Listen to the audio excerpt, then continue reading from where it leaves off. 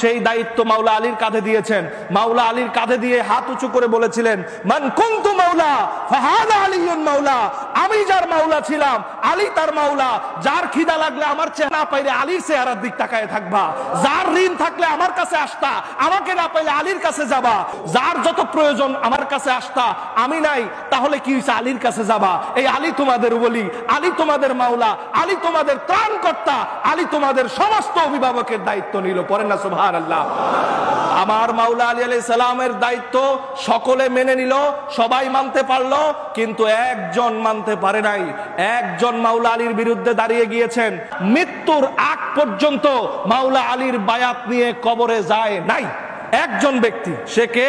মুআবিয়া ইবনে আবি সুফিয়ান, সুফিয়ানের পুত্র মুআবিয়া, ইয়াজিদের বাবা। সে কোন হাদিসে কোন আলেম দেখাইতে পারবে না, কিয়ামত পর্যন্ত চ্যালেঞ্জ দিয়ে গেলাম, এমন কোন রিওয়ায়াত কোথাও দেখাইতে পারবে না মাওলা আলীর বায়াত নিয়ে মুআবিয়া কবরে গেছে। আর রাসূলুল্লাহর হাদিস, জামানার ইমামের বায়াত ছাড়া যে কবরে গেছে সে জাহেলিয়াতে কবরে গেছে। মুআজ্জাজ মোহতারাম হাজরিন, আমি সে কথা বলতে চাই, শুধু বায়াত নেয় নাই তা নয়, মাওলা আলীর বিরুদ্ধে নানান প্রোপাগান্ডা করেছে, প্রোপাগান্ডা করে শেষ পর্যন্ত সিফিন সংগঠিত করেছে। মনে রাখবেন, সিফিন আর জামালের প্রেক্ষাপট আলাদা। যখনই আমরা সিফিনের কথা বলি, জামালকে এনে দাঁড়া করায়।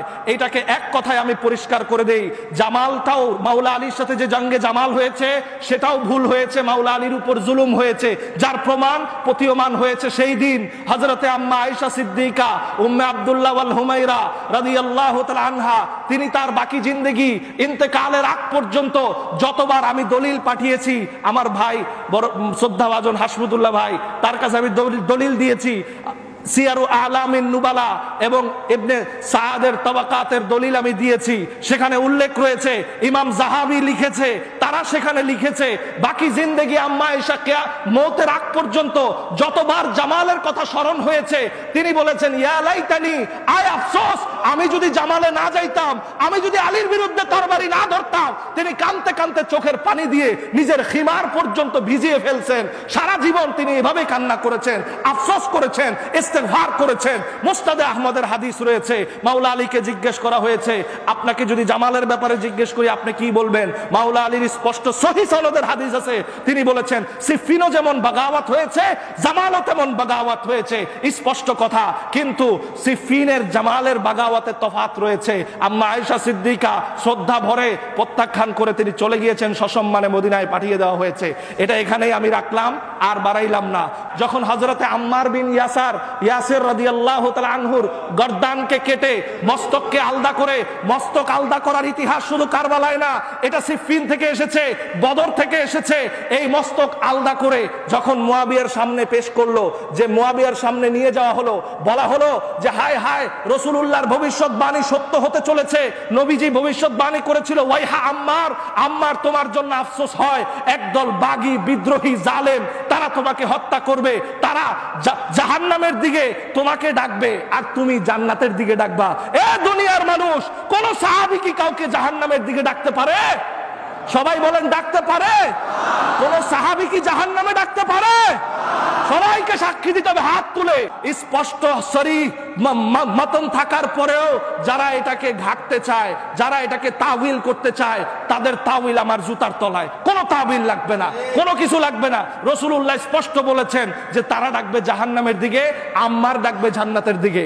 আম্মার শেষ পর্যন্ত যখন বৃদ্ধ বয়স, বর্ষা নাড়াচাড়া করে যখন সিফিনে যায়, মুস্তাদরাক আলা সাহিহাইনে সহিহ সনদে হাদিস আছে, আম্মারকে জিজ্ঞেস করা হলো, আপনি বয়সের শেষের দিকে ভারে, আপনার হাত কাঁপতেছে, বল্লম ধরতে পারেন না, আপনি আজকে কার বিরুদ্ধে যুদ্ধে যাচ্ছেন? সেদিন বলেছিল, কুফারের বিরুদ্ধে, হকের পক্ষে আমি যুদ্ধে যাচ্ছি। পড়েন না সুবহানাল্লাহ। হযরতে আম্মার যেদিকে, ঈমান সেদিকে, আম্মার যেদিকে, আমরা সেদিকে।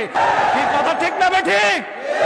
আপনারা কি ইয়াজিদের পক্ষে না আবার হোসাইনের পক্ষে? আমার হোসাইন, আম্মার যেদিকে হোসাইনও সেদিকে ছিল, আম্মার যেদিকে হোসাইনের বাপও সেদিকে ছিল। পড়েন না সুবহানাল্লাহ। মাওলা আমার সেদিকে ছিল। আম্মার রাদিয়াল্লাহু তাআলা আনহু যখন শহীদ হয়, কাটা মস্তক যখন নিয়ে যায়, বলে যে আমার রাসূলুল্লাহর ভবিষ্যৎবাণী সত্য হচ্ছে। মুআবিয়া উত্তর দিয়েছিল কি, যে আম্মারের হত্যার জন্য তো আলী দায়ী, নাউজুবিল্লাহ পড়েন। আম্মারের হত্যার জন্য তো আলী দেই, বলে কেন? বলে আলী ওরে যুদ্ধে আনছে কেন? সিফিনের ময়দানে মাওলা আলী যখন বর্ষার মাথায় ওই কোরআন শরীফ গেতে গেতে যখন বিচার চাওয়া হলো, ফয়সালা চাওয়া হলো, মাওলা আলীর দল থেকে একটা দল বেরোয় গেল। তারা বলল যে আমরা আল্লাহর হুকুম ছাড়া কোনো হুকুম মানি না, আমরা তোমার দলে থাকবো না। বেরোয় চলে গেল, কেউ বেরোয় অন্যদিকে চলে গেল, কেউ বেরোয় মুয়াবিয়ার দলে যোগ দিল। যখন এই কথা বলল তখন আমার মাওলা আলী আলাইহিস সালাম বলল, এই খবরদার, দল কম হয়েছে তাতে কি হয়েছে, সংখ্যা কম হয়েছে তাতে কি হয়েছে, ওইদিকে দেখতেছো যেই কোরআন ওটা নির্বাক কোরআন, আমি আলী সবাক কোরআন, আমি কোরআন নাতিকা, আমি হুকুম দিলাম যুদ্ধ চালায় যাও। সেই দিনও মাওলা আলীর পক্ষে মুষ্টিময় যারা ছিলেন, ঈমান নিয়ে যারা ছিলেন, আমরা সেই ব্যক্তিত্ব, সেই সত্তাদের, সেই ঈমানের ফুয়ুজাত আমরা খাজা বাবা শম্ভুগঞ্জির মুরিদেরা চাই কি চাই না বলেন? আমরা মাওলার পক্ষে তখনও ছিলাম, এখনো আছি, কিয়ামত পর্যন্ত মাওলার পক্ষে থাকতে রাজি আছি না নাই? তাতে করে আমার জীবন যাক, আমার চাকরি চলে যাক, আমার ব্যবসা চলে যাক, আমার কৃতিত্ব চলে যাক, ক্যারিয়ার ধ্বংস হয়ে যাক, আমার পরিবার আমাকে ছেড়ে দেখ, আমার সন্তান আমাকে ছেড়ে দেখ, কিন্তু মাওলাকে আমি বুক থেকে সরাতে পারবো না, কোনোদিন এটা সম্ভব না। রসুলে পাক সাল্লাল্লাহু আলাইহি সাল্লামের সেই বাণীকে কানে রেখে, সেই বাণীকে হৃদয়ে ধারণ করে সেই সাহাবীরা সেদিন মাওলার পক্ষে ছিল। কোন বাণী? আমার নবীজি বলেছেন, এই সাহাবীরা যে আলীর বেলায়েতকে মেনে নিল, সে আমি রাসূলুল্লাহর বেলায়েতকে মেনে নিল। যে আলীকে মাওলা মানলো, সে আমি রসুলকে মাওলা মানলো। আমার রসুল বলেছেন যে আলীর মাওলাইয়াত মানলো, সে আমার মাওলাইয়াত মানলো। আচ্ছা আমাকে বলেন, যে আলীর মাওলাইয়াত মরণের আগ পর্যন্ত মানতে পারলো না, আলীর কাছে বায়াত যে মরণের আগ পর্যন্ত মানতে পারলো না রসুলের হাদিস মোতাবেক, সে কি আমার রসুলকে মানতে পারলো? বলেন মানতে পারলো? সিফিনে হেরে গেল। সিফিনে হেরে যাবার পরে চক্রান্ত করে মাওলা আলীকে শহীদ করে দেওয়া হলো। এর মধ্যে আরো অনেক কাহিনী রয়েছে। সিফিনে যখন একটা চুক্তি করা হয়েছিল, মাওলা আলী যখন চুক্তির মধ্যে স্বাক্ষরিত করতে গেল, আমিরুল মুমিনিন লাগানো হলো। সর্বপ্রথম মুয়াবিয়া ভেটু দিল, তোমাকে যদি আমি আমিরুল মুমিনিন মানতাম তাইলে আজকে সিফিন হতো না। তখন মাওলা আলী মাথায় হাত দিয়ে বসে পড়লো। তিনি বললেন, হায় হায়, আমার রাসূলুল্লাহ হুদাইবিয়ার দিনে আমাকে বলেছিলেন, আলী আজকে আমার এই কাফেরেরা, এই মুয়াবিয়ার বাবা আবু সুফিয়ান আজকে আমাকে যেমন বলছে শুধু মুহাম্মদ ইবনে আব্দুল্লাহ লেখো, মুহাম্মদুর রাসূলুল্লাহ লেখলে আমার তোমার সাথে সন্ধি হবে না। মনে রেখো আলী, তোমার একদিন এমন সময় আসবে তোমাকে আমিরুল মুমিনিন মানা হবে না। আমার মাওলা আলী মাথায় হাত দিয়ে বললেন, রাসূলুল্লাহর ভবিষ্যৎবাণী আজকে সত্য হলো। আমার রসুলে পাকের ভবিষ্যৎবাণী অনুযায়ী তিনি আলী ইবনে আবি তালিব লিখলেন, আমিরুল মুমিনিন কেটে দিলেন। মাওলাও মানে নাই, আমিরও মানে নাই। আচ্ছা বলেন, আমরা যদি বলি হযরতে নাউজুবিল্লাহ হযরতে আবু বকর সিদ্দিক রাদিয়াল্লাহু তাআলা আনহুকে আমরা মানলাম না, তাইলে আমরা হয়ে যাব কাফের। আমরা যদি বলি আমরা হযরতে ওমর ফারুক রাদিয়াল্লাহু আনহুকে মানলাম না, আমরা হয়ে যাব কাফের। আপনারা জবাব দেন, আলী রাদিয়াল্লাহু তাআলা আনহু, মাওলা আলী আলাইহিস সালাম এত মহান সত্তা, যার রেজামন্দির জন্য আবু বকরের একটা কওলই যথেষ্ট। as-সুনানুল কুবরা 6 নম্বর খণ্ড, হযরতে আবু বকর সিদ্দিক রাদিয়াল্লাহু আনহু সহিহ সনদে রওয়ায়াত করেছেন, ইন্নী তারাকতুদ দারা ওয়াল মালা ওয়াল আহলা ওয়াল আশিরা লিইবতিগা মারদাতিল্লাহি ওয়া মারদাতি রাসূলিল্লাহি ওয়া মারদাতিকুম ইয়া আহলাল বাইত। হে আহলে বাইত, আমার সম্পদ, আমার মাল, আমার পরিবার, আমার ঘর, আমার প্রতিবেশী, আমার সবকিছু আপনার কদমে কুরবানি করে দিলাম আমি। পড়েন না সুবহানাল্লাহ। তাইলে যে আবু বকর মাওলা আলী আলাইহিস সালামকে এইভাবে মেনেছে, তাহলে আমরা যদি এত বছর পরে ওই আবু বকর রাদিয়াল্লাহু আনহুকে না মানার কারণে আমরা যদি কাফের হই, তাহলে যেই ব্যক্তিটা মাওলা আলীকে মানতে পারলো না, ওই ব্যক্তিটা এত বড় সাহাবী হয় কি করে? আপনাদের কাছে আমার প্রশ্ন রয়ে গেল। জ্ঞানী গুণী ব্যক্তিরা এখানে, আলেম আছে, মুফতি আছে, ভুল হলে আমাকে এই প্রশ্নের জবাবটা দিয়ে দিবেন। মুআজ্জাজ মুহতারাম হাজরিন, আসেন একটু নিচের দিকে যাই। সন্ধি হয়ে গেল। ইমামে হাসান আলাইহিস সালাম, আমার মাওলা আলী আলাইহিস সালামের শাহাদাতের পরে হাসান আলাইহিস সালামকে জোর করে ধরা হলো। আপনি রয়েছেন, মেহেরবানি করে খেলাফতটা গ্রহণ করুন, আমাদেরকে একটু লিড দিন, আমাদেরকে আপনার বাবার ওই ওয়ালায়াতুল আসরটা আপনি আমাদেরকে ফয়েজ দিন।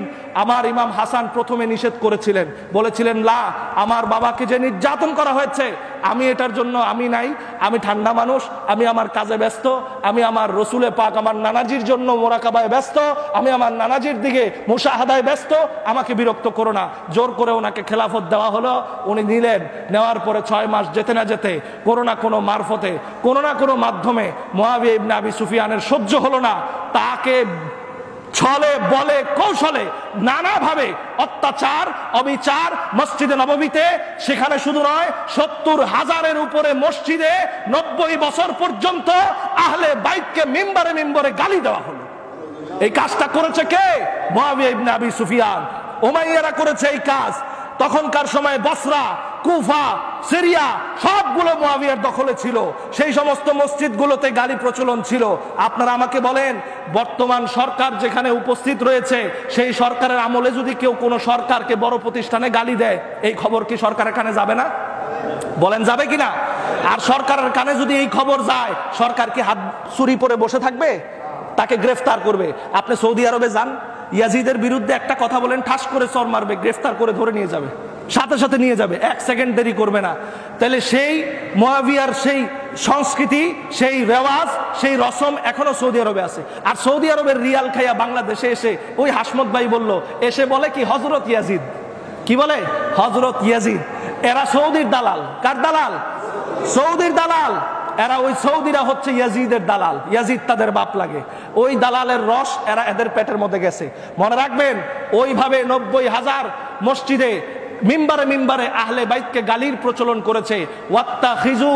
ওয়াত্তাখিজু লা'নাতাহু আলাল মানাবিরি সুন্নাতান, তাদেরকে লানত দেওয়া মিম্বারে মিম্বারে ফাতহুল বারিতে এসেছে, সুন্নত মনে করত উমাইয়ারা। নাউজুবিল্লাহ পড়েন, জোরে পড়েন নাউজুবিল্লাহ। আহলে বাইতকে কি গালি দেওয়া সুন্নত? জোরে বলেন নাউজুবিল্লাহ। বরঞ্চ আহলে বাইতকে যারা মানে না, তাদেরকে গালি দেওয়া সুন্নত। কথা ঠিক না ঠিক? তাদেরকে গালি দিতে হবে, তাদেরকে ঝাঁটা মারতে হবে, তাদেরকে মিম্বার থেকে তাড়াই দিতে হবে। কি কথা ঠিক না ঠিক? আহলে বাইত আমার ঈমান, আহলে বাইত আমার জান, আহলে বাইত আমার অভিভাবক। একটু নিচের দিকে চলে আসে, সিফফিনে যে হাইরা গেছে, সিফফিনে যে জিততে পারলো না, মুআবিয়ার একটা রাগ আছে না নাই? বলেন আছে না নাই? মুআবিয়া সিফফিন কেন করছে? হযরতে ওসমান রাদিয়াল্লাহু তাআলা আনহুর ইস্যু দেখায়া হযরতে ওসমান রাদিয়াল্লাহু আনহুর বিরুদ্ধে বিদ্রোহ করেছে। ওসমান রাদিয়াল্লাহু আনহুর খেলাফতটাকে এতই খারাপ ছিল যে তার বিরুদ্ধে বিদ্রোহ করা লাগবে? এত খারাপ তো ছিল না। হযরতে ওসমান রাদিয়াল্লাহু আনহুর খেলাফত আমলটা সুন্দর ছিল, বিদ্রোহ তৈরি করেছে ছলে বলে কৌশলে ইস্যু বানানোর জন্য। হযরতে ওসমানের এই বিষয়টাকে ইস্যু বানায়া তার একটা ভিতরে জিদ ছিল যে বদরের প্রতিশোধ আমি সিফফিনে নিব। বদরের প্রতিশোধ সিফফিনে নেওয়ার জিদ থেকে সে সিফফিন সংগঠিত করছে। কিন্তু মামুর বেটা বুঝতে পারে নাই যে সে কার বিরুদ্ধে তলোয়ার ধরছে। এটা হচ্ছে আসাদুল্লাহিল গালিব, যার হাতে রয়েছে জুলফিকার তলোয়ার। লা ফাতা ইল্লা আলী, লা সাইফা ইল্লা জুলফিকার। কি কথা ঠিক না বেটি? আমার মাওলা আলী আলাইহিস সালামের সাথে পারে নাই, ভিতরে একটা জিদ আছে। এই জিদ থেকে ইমাম হাসানের সাথে চুক্তি করে, কি চুক্তি করলো? এক চুক্তি অনেকগুলো রয়েছে, তার মধ্যে একটা চুক্তি করলো। চুক্তিটা হচ্ছে, ইমাম হাসান বললেন, হাসান আলাইহিস সালাম তিনি বললেন, তুমি যখন মারা যাবা, তুমি যখন থাকবা না, তুমি এই দায়িত্বটা, তোমার এই রাজ সিংহাসনের দায়িত্বটা তোমাকে যে আমিরই করতে দেওয়া হলো, তাকে কিন্তু খেলাফতে দেওয়া হয় নাই। আমার একটা কথা এখানে ভালোভাবে বুঝে নেন। সবাই বলে যে তাকে খলিফার দায়িত্ব তো ইমাম হাসান ছেড়ে দিছে। ইমাম হাসান তাকে খলিফার দায়িত্ব ছাড়ে নাই। ইমাম হাসান আলাইহিস সালাম কোনোদিন তার বাবার পদাঙ্কর বাইরে চলতে পারে না। যদি তাই হতো, মাওলা আলী আলাইহিস সালাম মুআবিয়ার সেই বায়াত আগেই নিয়ে নিত। যদি মুআবিয়ার খেলাফতকে বৈধই মনে করতে হতো, মাওলা আলী বৈধতা দিয়ে যাইতো। যেখানে মাওলা আলী ইমামুল আউয়াল, যার বৈধতা দেয় নাই, কোনোদিন কোশ্চিন কালেও ইমামুল আউয়ালের ব্যতীত কোনো বৈধতা তার আসতে পারে না। হয় তাকে আবার কবর থেকে তুইলাই না বায়াত করাইতে হবে মাওলা আলীর মাজারে নিয়ে, আর না হলে কোনোদিন তার খেলাফতকে আমরা বৈধ বলতে পারি না। কথা বলেন ঠিক কিনা? কোন ইমানদার বলতে পারে না। সেই আমির তাকে বলল কি, যে তোমার এই আমিরগিরি, আমার সাথে চুক্তি স্বাক্ষর, তোমাকে আমি এটা ছেড়ে দিতে পারি এক শর্তে। কি শর্তে? তুমি রাজাগিরি করবা, কিন্তু তুমি যখন মারা যাবা আমার ভাই ইমাম হুসাইনের কাছে এই দায়িত্ব বুঝাই দিবা। চুক্তি স্বাক্ষর হলো। বলেন মুনাফিকের আলামত কয়টা? সবাই বলেন কয়টা? ইদা হাদ্দাসা কাযাবা ওয়া ইদা ওয়া'আদা আখলাফা ওয়া ইদা তুমিনা খানা। যখন আমানত দেয় খেয়ানত করে, যখন ওয়াদা করে খেলাফ করে, যখন কথা বলে মিথ্যা কথা বলে। সে তখনও ইমাম হাসান আলাইহিস সালামের সামনে মিথ্যা কথা বলে সিগনেচার করে নিয়েছিল, তখন তার কথাটা যদি সত্যই হইতো তাইলে তার মৃত্যুর পরে দায়িত্বটা ইমামে হোসেন পাইতো। বলেন পাইতো কি পাইতো না? তার মৃত্যুর পরে সে ব্যবস্থা করে তৈরি করে দিয়ে গিয়ে মসনদে বসাই দিয়ে গেছে তার সন্তানকে। আপনি খুলেন, আমাকে একটা বই দিয়েছিল, বইটা হচ্ছে আপনারা চিনবেন, ওই যে ডক্টর আমিল ফয়সাল মুজাদ্দিদি মুদাজিলুল আলিয়া, ওনারই ভাতিজা, আমাদের গদিনিসিন পীর সাহেব হুজুর কেবলার ভাতিজা, উনি আমাকে একটা বই দিয়েছিলেন, ইমাম আবুল ফারাজ ইবনুল জাউজির লেখা বই। বইটাকে অনুবাদ করেছেন আব্দুল্লাহ জুবায়ের, শশিনা পীর সাহেব হুজুরের বাগিনা, ঢাকা বিশ্ববিদ্যালয়ের সহকারী অধ্যাপক। বইটার সম্পাদনা করেছেন ভিসি, সাবেক ভিসি ইসলামী আরবি বিশ্ববিদ্যালয়ের ডক্টর আব্দুর রশিদ সাহেব। তিনি সেই বইয়ের মধ্যে লিখেছেন, সব থেকে বড় কথা, আমার আপনার খাজা বাবা শম্ভুগঞ্জি আজকে বইয়ের মধ্যে আমি দেখলাম, বইয়ের মধ্যে তিনি লিখে গেছেন, কি লিখে গেছেন, যে ইমামে হাসান আলাইহিস সালামকে যখন শহীদ করা হলো, তার শাহাদাতের পরে তাকে শহীদ করলো কে? মারওয়ান বিন হাকাম।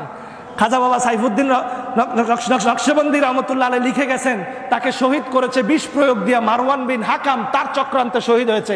এই মারওয়ান বিন হাকাম কে ছিল? মারওয়ান বিন আবু জেহেল, আবু জেহেলের পোলা ছিল মারওয়ান। এই মারওয়ান শহীদ করছে। এই মারওয়ান দায়িত্বগত প্রশাসনিক দায়িত্বে ছিল মুয়াবিয়ার আন্ডারে, মুয়াবিয়ার প্রধান সেনাপতি, মুয়াবিয়ার প্রশাসনিক লোক ছিল কে? মারওয়ান। এই মারওয়ান তাইলে এত বড় আওলাদের রসুলকে বিষ দিয়া মাইরা ফেলাইলো, মুয়াবিয়া শুনে নাই? মুয়াবিয়ার কানে যায় নাই? আমার আন্ডারে বা আমি প্রধানমন্ত্রী, কোন মন্ত্রী কি করতেছে আমার কাছে খবর আছে না? বলেন না, খবর আছে কিনা?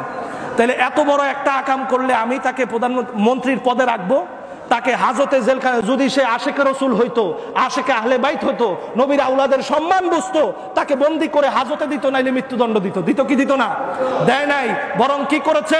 ইমাম হাসান রাদিয়াল্লাহু তাআলা আনহার শাহাদাতের পরে তার পদোন্নতি দিয়েছে, মর্যাদা দিয়েছে। আচ্ছা বলেন তো দেখি, তার শাহাদাতের পরে মর্যাদা দেওয়া এটা কি ইশকের লক্ষণ না দুশ্মনীর লক্ষণ?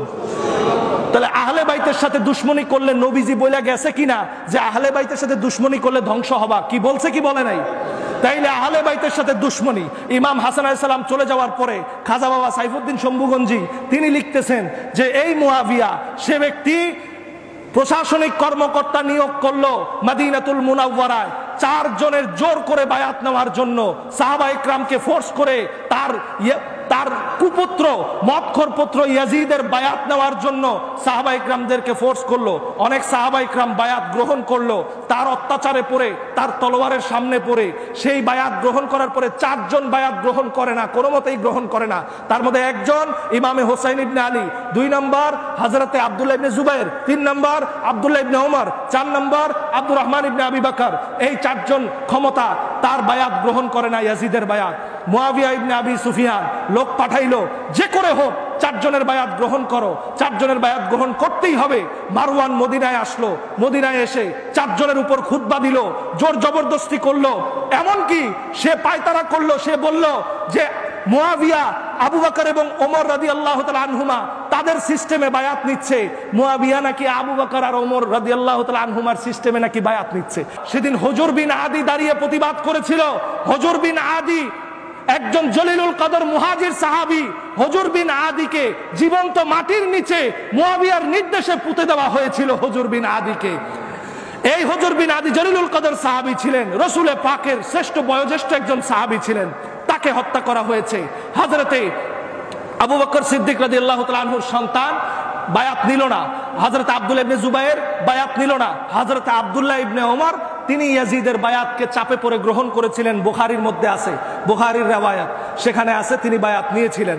কিন্তু হযরতে ইমামে হোসেন ঘোর বিরোধিতা করেছিলেন।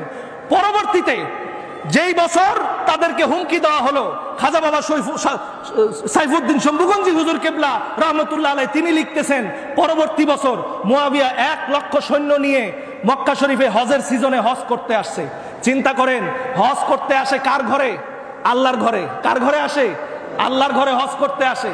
হাজী সাহেব সে হজ করতে এসে ইমামে হোসাইনকে শাসিয়েছে, ইমামে হোসাইনের সাথে দুর্ব্যবহার করেছে, ইমামে হোসাইনের সাথে কটু বাক্য ব্যবহার করেছে। শুধু তাই নয়, আব্দুল্লাহ ইবনে জুবায়েরের সাথে কটু বাক্য ব্যবহার করেছে, হযরতে আব্দুর রহমান ইবনে আবু বকরের সাথে কটু বাক্য ব্যবহার করেছে। সে বলেছে, আমার মনে হচ্ছে একটা লাল উট জবাই করা খুব প্রয়োজন। লাল উট দিয়া বুঝাইছে ইমামে হোসেনকে। নাউজুবিল্লাহ পড়েন। খুলেন, আজকে ওনার কাছে বই আছে, খাজা বাবা শম্ভুগঞ্জি যদি না লিখে যায় আমাকে বললেন। সেখানে লিখেছে তাকে ইমামে হোসেনকে লাল উটের সাথে তুলনা করে তাচ্ছিল্য করেছে। নাউজুবিল্লাহ বলেন। তাহলে যে ব্যক্তি বেহেশতের সর্দার হযরতে হুযায়ফা রাদিয়াল্লাহু তাআলা আনহু, হুযায়ফা ইবনুল ইয়ামান থেকে হাদিস বর্ণিত, জিবরিল আমিনকে আল্লাহ বলে পাঠাইছে, এটা রাসূলুল্লাহর কথা না, গিয়ে বলো রাসূলকে যে আমি আল্লাহ বলতেছি, বেহেশতের সর্দার আমি আল্লাহ বানায় দিলাম হাসান আর হোসেনকে। পড়েন না সুবহানাল্লাহ। তাহলে যে ব্যক্তি হযরতে হোসেনকে চার পাওয়া জানোয়ারের সাথে তুলনা করে, সে কি কোনোদিন জান্নাতি হতে পারে? পৃথিবীর মানুষ যদি একদিকে দাঁড়ায় বলে সে জান্নাতি, একলা আমি আরেক দিকে দাঁড়ায় বলবো কোনদিন আমি তার জান্নাতে যেতে চাই না। সারা পৃথিবীর মানুষ দুনিয়ার দলিল দিয়ে বললেও ওসিয়ত করে গেছে। এই মুআবিয়া ইবনে আবি সুফিয়ান মরার আগে ওসিয়ত করছে, আব্দুল্লাহ ইবনে জুবাইরকে যেখানে পাও টুকরা টুকরা করে ফেলো। সমস্ত কিছু ওলি আল্লাহগণ লিখে গেছে, হাদিসের কিতাবে আছে, ইতিহাসের কিতাবে আছে। থাকার পরেও মৌলবীরা বলে না। কেন বলে না? দরবার টিকবে না, মুরিদ থাকবে না, চাকরি থাকবে না, বক্তব্য থাকবে না, মাহফিল থাকবে না। কথা কোন ঠিক না বেঠিক? সেখান থেকে ওসিয়ত করে গেছে ইমামে হোসেনকে পরাস্ত করো। মুআবিয়ার ওসিয়ত, ইমামে হোসেন যেহেতু সম্মানী ব্যক্তি, যদি তোমার বায়াত নেয় তো নিল, না নিতে পারলে তাকে পরাস্ত করো, কিন্তু তাকে অসম্মান করিও না। তাকে পরাস্ত করো কিন্তু তাকে কি করিও না? অসম্মান করিও না। তাইলে এবার আপনারা আমাকে বলেন, কথার জবাব দিবেন। হযরতে ইমামে হাসান ওই রোল প্লে করেছে যেই রোল তার বাবা মাওলা আলী প্লে করেছে সিফিনের মধ্যে। কথা কোন ঠিক না বেঠিক? তার বাবা মাওলা আলী আলাইহিস সালাম যেমন ডিনাই করেছে, বাতিলকে ডিনাই করেছে, রাজতন্ত্রকে ডিনাই করেছে, যেমনি ভাবে তার বাবা মুআবিয়ার সেই আমিরাত, উমারা আমিরাতকে ডিনাই করেছে, তার বাতিল পন্থাকে ডিনাই করেছে। ইমামে হাসানও তার বাতিল পন্থাকে ডিনাই করেছে। তাকে কি দেয় নাই? খেলাফতের দায়িত্ব তাকে দেয় নাই, তার কাছে ছেড়ে দেয় নাই। ইমামে হোসাইন আলাইহিস সালাম কারবালা কেন সংগঠিত হয়েছে? ইমামে হোসেন আলাইহিস সালাম একবার না, দুইবার না, বারবার মুআবিয়ার বিরুদ্ধে যুদ্ধ করার জন্য চেষ্টা করেছে, বারবার। কিন্তু ইমাম হাসান আলাইহিস সালাম ভবিষ্যৎবাণী করেছিলেন যে না থাক, যুদ্ধ করো না, আমি যদি শহীদ হয়ে যাই আমাকে নানার পাশে দাফন করবা, যদি দাফন করতে না দেয়, আমাকে বাধা দেয়, তাইলে তোমরা আমাকে নিয়ে মায়ের পাশে দাফন করবা। ইমাম হাসান আলাইহিস সালামকে মায়ের পাশে দাফন করা হয়েছে। সেখানে বাধা দেওয়ার সময় ইমাম হোসেন যুদ্ধের জন্য প্রস্তুতি নিয়েছিল, কিন্তু আবু হুরায়রা রাদিয়াল্লাহু তাআলা আনহু তাকে সেইটা স্মরণ করায় দিয়া চুপ করায় দিছে, থামায় দিছে। নাইলে সেদিনই ইমাম হোসেন আলাইহিস সালাম এই ইয়াজিদের বংশকে বন্ধ করে দিত, কিন্তু দেন নাই। সেই ক্রোধ, আক্রোশ, সেই জমানো রাগ থেকে সমস্ত সাহাবা ইকরামকে জোরপূর্বক বায়াত নেওয়ানো হয়েছে, সমস্ত ওয়াদাকে খেলাফ করা হয়েছে। সমস্ত ওয়াদাকে খেলাফ করে মুআবিয়া তার জীবদ্দশায় তার কুপুত্র মদখোর, মালাউন, কাফের, আসাদুল কুফার ইয়াজিদকে তার মসনদে বসায় দিয়ে গেছে। কোন মাওলানা, কোন আলেম বাংলার জমিনে আহলে সুন্নাত ওয়াল জামাত দাবিদার 10 দিন ব্যাপী শাহাদাতে কারবালা করনেওয়ালা বড় বড় প্রতিষ্ঠানের প্রিন্সিপালেরা, তাদেরকে আমি জুতা মারি এই কারণে যে তারা ইয়াজিদকে কে সৃষ্টি করেছে এই সত্য কথাটা মাঠে ময়দানে বলে না। না বলে তারা ইয়াজিদকে গালি দেয়, হোসাইনের প্রেম দেখায়। মূলত তাদের এটা হচ্ছে কুমিরের কান্না। তাদের এটা কিসের কান্না?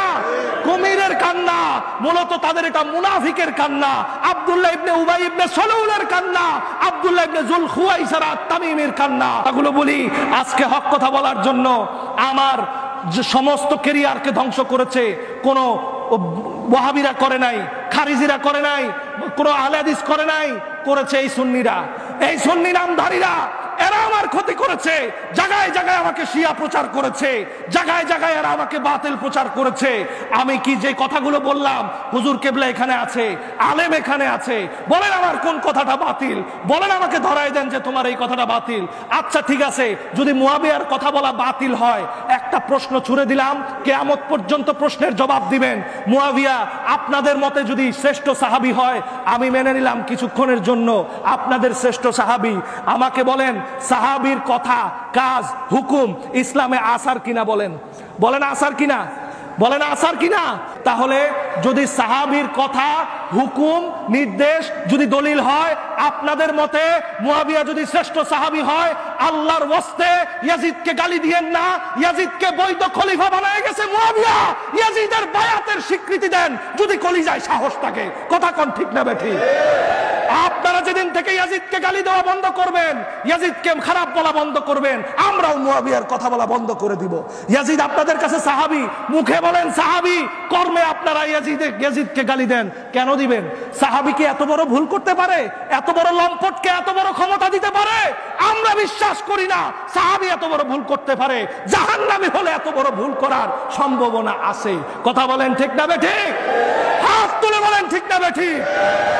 নারায়ে তাকবীর, নারায়ে রিসালাত, নারায়ে হায়দারি, নারায়ে হাসনাইন। একটা শেষ কথা বলে দিবার চাই ইমাম জাইনুল আবেদিনের, মনে রাখবেন, কুল্লু ইয়াউমিন আশুরা ওয়া কুল্লু আরদিন কারবালা। সমস্ত দিন হচ্ছে আমাদের জন্য আশুরা, সমস্ত দিন আশুরা, সমস্ত জায়গা হলো কারবালা। সেই কারবালা ইরাকে সীমাবদ্ধ না, শম্ভুগঞ্জি পাক দরবার, লালকুড়ি পাক দরবার শরীফ এটাও কারবালা। নিজের জীবনকে কারবালার চরিত্রে ছক বানিয়ে নেন। যখনই আপনার কারবালার চরিত্রে ছক বানাবেন, আপনার সেই ছকে মন্ত্রী হিসেবে বসাবেন আপনার পীর ও মুর্শিদ ওলায়াতুল আসরকে। তার বিরুদ্ধে যত প্রপাগান্ডা হবে, ওনার বিরুদ্ধে, দরবারের বিরুদ্ধে যত রকম কথা হবে, নেগলেশন হবে, যত রকম আঙ্গুল উঠবে, ইমামে হোসাইনের জুলফিকার তরবারির মতো সমস্ত আঙ্গুল, সমস্ত হুঙ্কারকে লাথি মেরে খেদাই দিতে হবে। কথা বলেন ঠিক কিনা? রাজি আছেন কিনা? হাত তুলে দেখান রাজি আছেন কিনা। যদি এই কাজ করতে পারেন, আপনার হাসর হবে হুসাইনের সাথে, আপনার হাসর হবে জাইনুল আবেদিনের সাথে। মনে রাখবেন, দরবার খুশি, ওলায়াতুল আসর খুশি, আপনার জীবনের মালিক খুশি, তো আমার মাওলা ইমাম হুসাইন খুশি। মাওলা ইমাম হুসাইন একমাত্র খুশি হবে যদি আপনার পীর ও মুর্শিদ খুশি থাকে। আর এক কথা বলে দিবার চাই, যেই দরবারে ইমাম হুসাইন নাই, যেই দরবারে মাওলা আলী নাই, যেই দরবারে গাদির নাই, যেই দরবারে কারবালা নাই, ওই দরবার ছেড়ে দিয়ে হলেও, আপনি তালাক দিয়ে হলেও দরবারে পাক পাঞ্জাতনের কদমে এসে নিজেকে তালাবদ্ধ করবেন ইনশাআল্লাহ। মনে রাখবেন, আপনাদের সন্তানকে এই দরবারের গোলামিয়তের শিক্ষা দিবেন। যেই কথা রাসূলুল্লাহ হাদিসে বলেছে, তোমার সন্তানকে আহলে বাইতের শিক্ষা দাও, এরাও আহলে বাইত, এরাও ওই আহলে বাইতের রক্ত, ওই হাদিস আপনাদের উপরেও বর্তায়। মনে রাখবেন, বড় আলেম হওয়া শর্ত না, আপনার সন্তান যেন বড় বেয়াদব না হয়। বড় আলেম না হলেও চলবে, বেহেশতে যাবে, কিন্তু বড় বেয়াদব হলে বেহেশতের গ্রাণও পাবে না। কথা বলেন ঠিক না বেঠিক? এই কথা বলে ভুল বেয়াদবি মাফ চেয়ে আমি দুঃখের কথাগুলো ভিতর থেকে বললাম। ভাই, আমি আজকে আমার যে কষ্ট হয়, আমি এই কষ্টকে পাক পাঞ্জাতনের আহলে বাইতের সদস্যদের 1 কোটি ভাগের 1 ভাগও মনে করি না। আমি আমার জানকে আমার পাক পাঞ্জাতনের রাজি খুশির জন্য 100 বার কোরবানি করতে প্রস্তুত। 100 বার, দিনে 3টা করেও মাহফিল করেছি এক সময়। এখন কিচ্ছু নাই। ঘরের লোক, আমার রক্তের লোক, আমার মসজিদে যাইয়া কমিটির কাছে বলে আমি নাকি শিয়া হয়ে গেছি। কতটুকু নির্যাতন আমাকে করেছে। আমি আমার জীবনের শেষ বিন্দু পর্যন্ত আপনাদের খেদমতের জন্য কদমে থাকতে পারি। যে কোনো সময় আমাকে ডাকবেন, ততক্ষণ পর্যন্ত যতক্ষণ পর্যন্ত আপনারা পাক পাঞ্জাতনের গোলামিতে আছেন। ইনশাআল্লাহ আমরা সবাই রাজি আছি কিনা বলো?